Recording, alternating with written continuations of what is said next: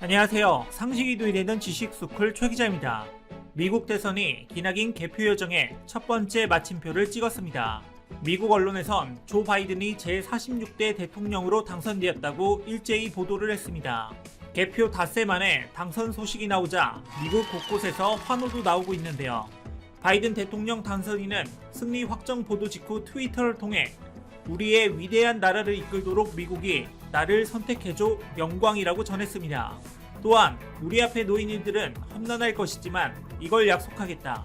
나는 나를 뽑았든지 그렇지 않든지 모든 미국인을 위한 대통령이 될 것이라며 미국 대통령으로서 자신의 포부를 밝혔습니다. 그리고 여기 대선에 바이든 당선인이 확정되자 웃음을 지은 한국 기업들이 있습니다. 이 웃음의 의미가 무엇인지 함께 알아볼까요? 영상 시작 전 좋아요와 구독 부탁드립니다. 바이든 당선인은 개표가 한참 이뤄지던 지난 4일 트럼프 행정부가 탈퇴한 파리 기후협약에 복귀하겠다고 밝혔는데요.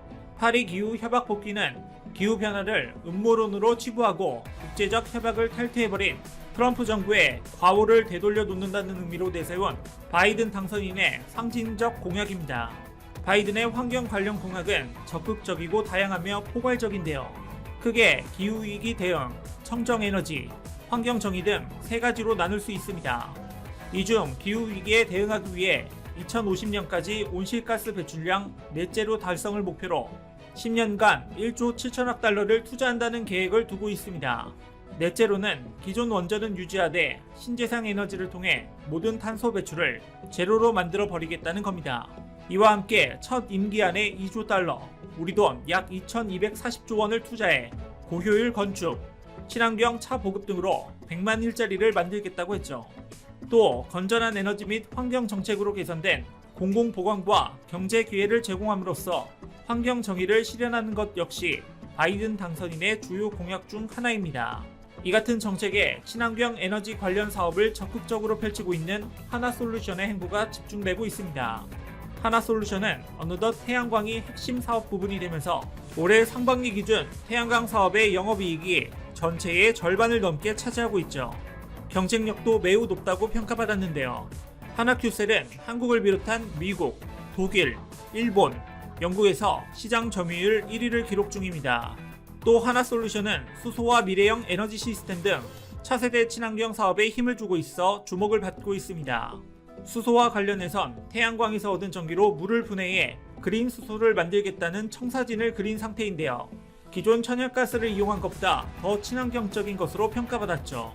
여기에 올해 8월 미국 소프트웨어 업체인 그로잉 에너지랩스에 지분 100%를 인수하는 계약을 맺으면서 빅데이터와 인공지능 등을 활용해 미래형 에너지 사업을 선도하겠다는 계획을 밝히기도 했습니다. 뿐만 아니라 한국의 배터리 기업과 신재생 에너지 기업도 수혜를 받을 전망인데요. 미국은 우리나라 태양광 셀 수출의 90%를 차지하는 주력 시장인 동시에 세계 2위 규모의 전기차 시장으로 알려져 있죠. 이와 관련해 우선 전기차 배터리 시장에선 삼성 SDI, LG화학, SK이노베이션을 앞세워 사업에 박차를 가할 전망입니다. 한국의 전기차 배터리 산업은 강세를 보이고 있습니다. 그중 LG화학은 미국 오하이오주와 미시간주의 배터리 생산 공장까지 갖추고 있어 기존의 시장 점유율을 훨씬 뛰어넘을 수 있을 기회가 될 것이라고 수많은 전문가들이 예상하고 있습니다. 게다가 미국 친환경차 시장이 확대되면 국내 자동차 업계에도 마찬가지로 호재를 누릴 수 있을 텐데요. 바이든 당선인은 5년 안에 50만 대의 스쿨버스를 전기차로, 장기적으론 300만 대에 이르는 공공기관 차량을 배출가스를 뿜지 않는 차량으로 교체할 계획을 공약으로 세웠죠. 또 친환경차로 바꾸는 차주에게 인센티브를 주거나 자동차 제조사들이 전기차를 생산하면 이득을 주는 정책도 펼 것으로 보입니다. 여기서 주목할 점은 친환경차에 있어서 국내 업계의 경쟁력이 높다는 겁니다. 현대차는 수소전지 기술과 수소차 양산 기술에 있어 세계 최고 기업으로 평가받고 있죠. 넥소는 지난해 글로벌 시장에서 수소전기차 판매 1위에 오른 데 이어 지난 7월 수소차 최초로 누적 1만 대 판매를 달성했습니다. 그리고 지난 6월에는 세계 최초로 대형 수소트럭 엑시언트를 양산해 스위스로 수출했고 2022년에는 미국에서도 수소트럭 보급에 나설 계획이죠. 완성차 업계에도 이 같은 친환경차 시장 성장세에 발빠르게 대응하고 있는데요. 현대자동차그룹은 내년 전기차 전용 플랫폼 eGMP를 투입한 전용 모델을 본격 판매할 계획입니다. 이를 위해 현대차는 전동화 전담 판매 조직을 신설해 중국 국제 수입 박람회에서 수소전기 대형 트럭 에시언트와 고성능 전기차 모델 RM22 공개를 했습니다. 뿐만 아니라 전기차 브랜드 아이오닉의 중국명 아이니커 발표 등 글로벌 리더십 확보에 노력하고 있죠. 이렇게 한국 기업들이 전 세계 친환경 시장에서 활약하고 있는 와중에 흥미로운 분석이 나왔는데요. 만약 기후변화 대응을 강조하는 바이든 당선인의 환경 관련 공약이 정말로 지켜진다면 지구 온도 상승을 0.1도 낮출 수 있다고 합니다. 영국 일간 가디언은 바이든이 당선되면서 2100년도까지 지구 온도 상승이 0.1도 억제될 수 있고 이는 파리 기후협정의 목표 달성에 한 걸음 다가서는 일이라고 국제기후변화 대응기구인 기후행동추적의 분석을 인용해 보도했습니다. 그렇기에 환경단체들이 바이든 당선인에게 거는 기대가 크죠. 기후변화 대응과 상당히 역행해온 트럼프 대통령의 정책을 되돌리는 것만으로도 긍정적 영향을 미칠 수 있기 때문입니다.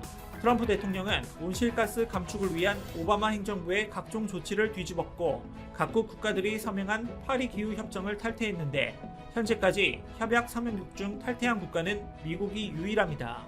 또 과거 트럼프 대통령은 세계 여러 국가가 자유무역주의를 악용했기에 미국이 막대한 무역 적자를 입었다며 환태평양 경제 동반자 협정 탈퇴, 한미 자유무역협정 재협상 등에 돌입한 바 있는데요.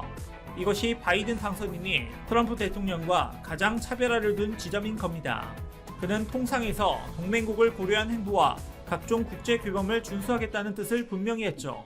바이든 행정부는 미국의 세계 무대 복귀를 위해 미국이 설계하고 주도한 자유주의적 국제질서 회복에 나설 것으로 보입니다. 자유주의적 국제질서는 미국 주도의 다자주의에 의해 운용되는 것이죠. 즉, 파리 기후협약의 재가입을 시작으로 바이든 행정부는 다자적인 국제제도와 기구에서 미국의 지위와 지도력을 회복하려 할 겁니다. 한편 바이든 당선인이 강조하는 탄소 중립과 기후변화 대응 정책은 우리 정부의 탄소 중립 목표인 그린 뉴딜 정책과 일치하는데요. 이런 상황들을 두루 고려해 보았을 때 국내 경제 분석 기관들은 바이든의 당선으로 한국 경제가 소폭 성장할 가능성을 내다보고 있습니다. 특히 현재 국내 상황 대비 경제 산업 분야는 0.1에서 0.4포인트 상승, 총수출 등 무역 분야에서 0.6에서 2.2포인트 상승할 것으로 예상하는데요. 반면 트럼프 대통령의 재선 시에는 해당 지표가 각각 0.1포인트, 0.4포인트 하락이 예상됐었습니다. 유진투자증권의 리서치 센터는 바이든의 기후변화 관련 공약이 실행되면 풍력, 태양광 등 재생에너지, 전기차, 수소차 등 그린 산업 전반의 수요가 급증할 것이라며 미국 내 생산이 원칙, 중국의 그린 산업 관련 업체들은 미국 시장에서 배제될 가능성이 높으므로 대한민국 기업들이 수혜의 폭이 클 수 있다고 바라봤죠. 사실 이미 예전부터 한국은 지구의 온도를 내려가게 하기 위한 친환경 정책들을 많이 실시해 수많은 나라에서 한국을 극찬했었습니다. 그래서 이미 한국은 그린 뉴딜에 있어 세계의 모델이 될 정도로 준비되어 있죠. EU에서는 한국에게 그린 뉴딜 관련 질문과 방향성을 물을 정도니까 더 이상의 설명은 필요 없을 겁니다. 그리고 이미 밑거름이 마련되어 있는 한국은 미국의 새 대통령의 정책에 힘입어 코로나 이후 미래 먹거리라고 조 바이든 미국 민주당 대선 후보가 미국 대선을 닷새 앞둔 29일 개최 캡시더라며 한미동맹 강화를 강조하는 동시에 미국에 사는 한인들에게 강력한 지원 의사를 밝혔다. 미국 발음으로 같이 갑시다라고 적은 것은 한국에 대한 친근감의 표시이기도 하지만 동맹에 대한 강한 의지가 담긴 것으로 해석된다. 바이든 후보는 이날 연합뉴스에 더 나은 미래를 위한 희망이란 제목의 기고문을 보내 지역의 강력한 동맹이라고 규정하면서 자신이 차기 미국 대통령이 되면 무모한 협박으로 한국을 갈취하기보다는 동맹을 강화하면서 한국과 함께 서겠다고 말했다. 바이든 후보는 북한 비핵화와 통일 한국을 향한 입장을 재확인하면서 수십 년간 북한에 사랑하는 이들과 이별한 한국계 미국인을 재회시키려 계속 노력하겠다고 밝혔다.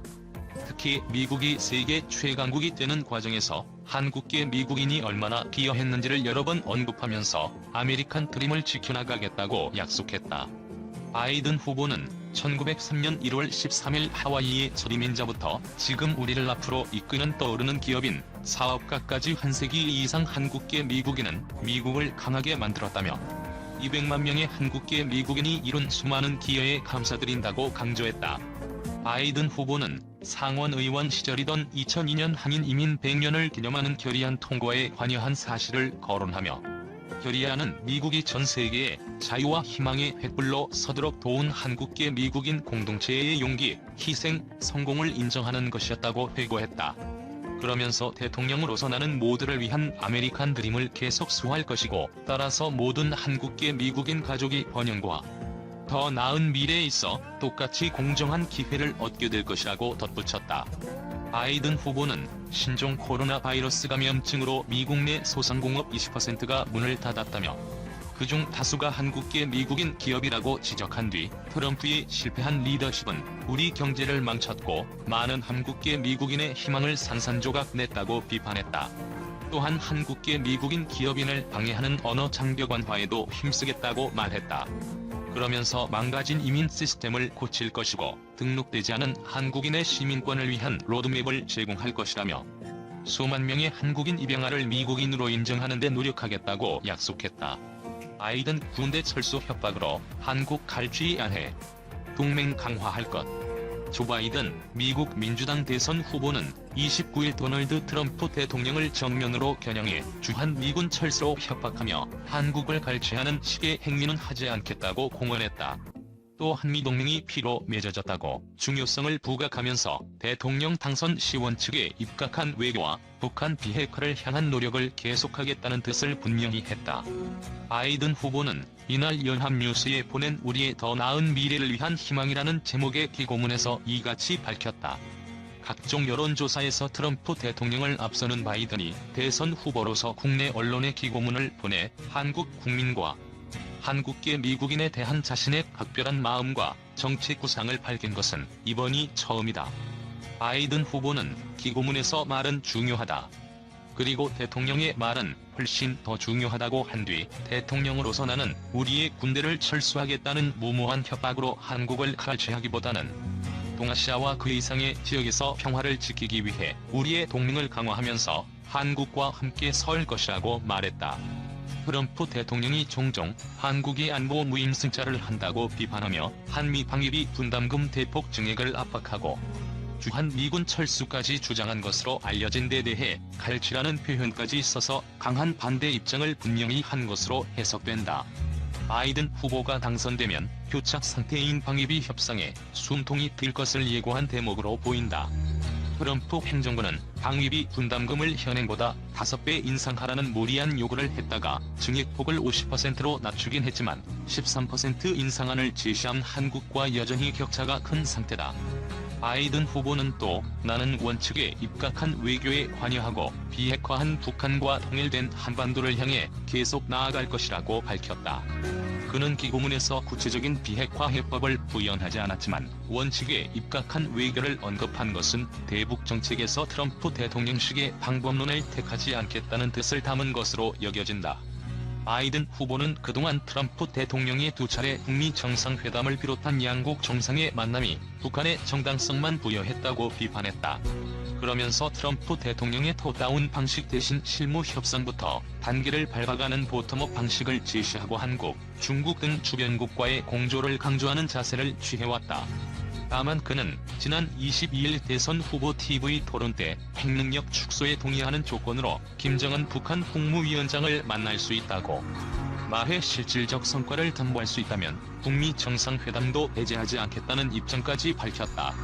바이든 후보는 북한에 있는 가족과 이별한 한국계 미국인을 재회시키기 위한 노력을 계속하겠다고 언급해 대북 인도적 지원 및 교류에 열려있는 듯한 태도도 보였다. 바이든 캠프의 외교정책 고문인 브라이언 맥견 전 국방부 수석부 차관은 지난 8일 연합뉴스와 단독 인터뷰에서 바이든 후보가 북한 주민에 대한 인도적 지원을 분명히 지지한다고 밝히고 이산가족 상봉 권장 조처를 포함해 한국 정부와 협력할 것이라고 말한 바 있다. 바이든 후보는 기고문에서 한미동맹에 대해서도 각별한 의미를 부여했다. 그는 한미동맹을 피로 맺어진 동맹이라고 표현한 뒤 한국전쟁 이후 성취한 모든 것에 대해 깊은 존경심을 갖고 있다며 한국은 공동 번영과 가치, 안보의 증진, 국제사회의 도전 대처에 있어 강력한 동맹이라고 강조했다. 바이든 후보는 또 200만 명에 달하는 한국계 미국인이 미국 사회를 위해 이룬 셀 수 없는 기여에 감사하다며 닥세 앞으로 다가온 11월 3일 대선에서 자신을 지지해달라고 호소했다. 그는 나는 미국으로 와 열심히 일하는 이민자 가정을 지원하는 데 일생을 쌓아왔다고 한 뒤 이민 시스템 수정, 등록되지 않은 한국인의 시민권 로드맵 제공, 한국인 입양아의 미국인 인정 등을 위해 노력하겠다며 한국 특화형 공약까지 소개했다. 그는 많은 한국인이 고향을 떠나 엄청난 희생을 했고 그래서 자녀들이 아메리칸 드림을 성취할 수 있었다며 나는 우리의 모든 자녀와 손주들의 더 나은 미래를 위해 싸울 것이라고 한 뒤 영어 철자로 한미동맹을 상징하는 문구인 같이 갑시다라고 적으며 기고문을 마무리했다.